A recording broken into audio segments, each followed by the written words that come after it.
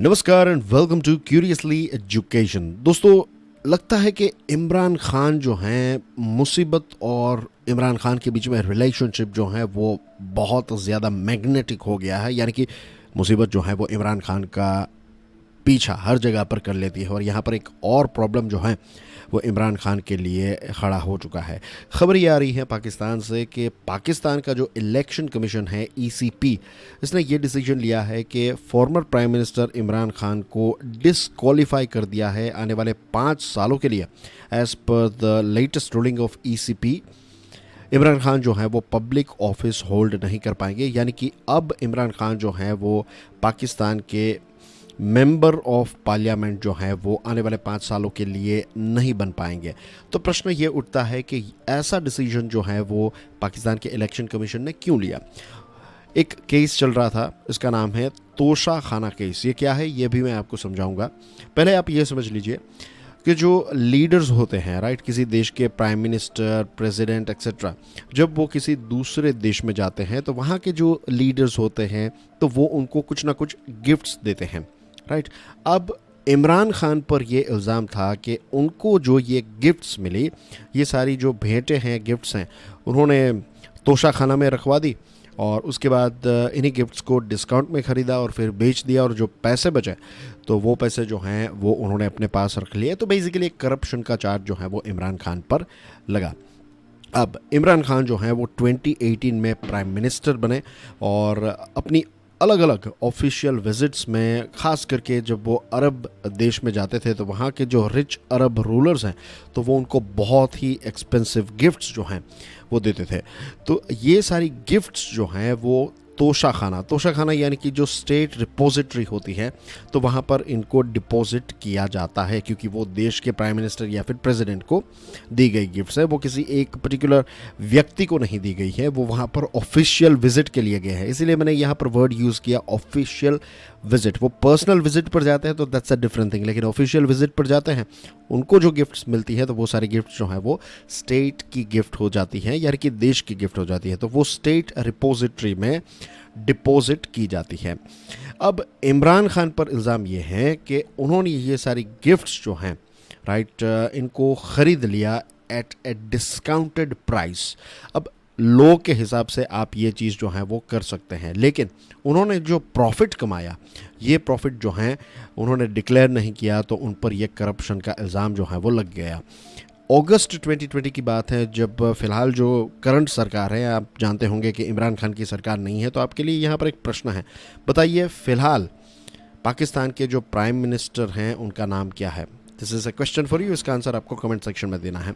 तो जो ruling coalition government है, उनके कुछ एमपीज़ ने इलेक्शन कमीशन ऑफ पाकिस्तान जो हैं तो वहाँ पर एक केस फाइल किया और कहा कि आप इमरान खान को मेंबर ऑफ पार्लियामेंट के तौर पर डिस्क्वालीफाई कर दीजिए। ये जो तोशा खाना केस हैं तो उसमें जो उन्होंने पैसे कमाए हैं तो ये सारे पैसे जो हैं इनकी डिटेल्स उन्होंने रिवील नहीं की हैं। जो गिफ्ट्स उनको मिली उन्होंने स्टेट रिपोजिटरी यानी कि तोशा खाना में तो डिपॉजिट करवा दी, लेकिन उसके बाद जो पैसे कमाए ये सारी चीज़ें उन्होंने छुपा कर रखी है।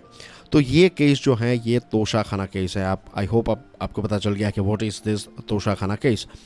फिर इस पर प्रोसीडिंग्स हुई, यानी कि इस पर कार्यवाही चली और टॉप इलेक्शन बॉडी जो है यानी कि पाकिस्तान का जो इलेक्शन कमीशन है तो उसके 4 मेंबर की बेंच, जिसके हेड हैं पाकिस्तान के chief election commissioner Sikandar Sultan Raja.